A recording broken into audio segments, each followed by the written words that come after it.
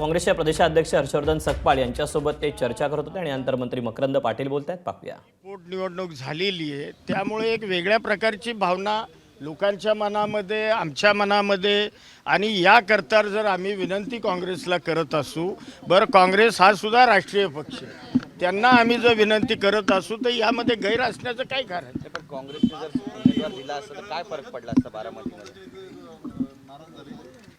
नाही, असं काही वाटलं नाही. आणि या संदर्भामध्ये स्वतः हर्षवर्धन सपकाळांनी त्यांची भूमिका याच्यापूर्वी स्पष्ट केली.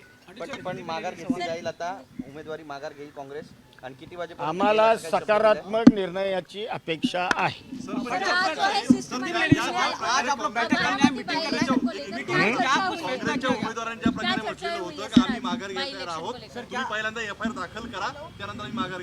ते आता ऐकून घ्या. या संदर्भामध्ये मी तुम्हाला काही सांगण्यापेक्षा तुम्ही अध्यक्षांना, हर्षवर्धन सपकाळ साहेबांनाच या संदर्भातला प्रश्न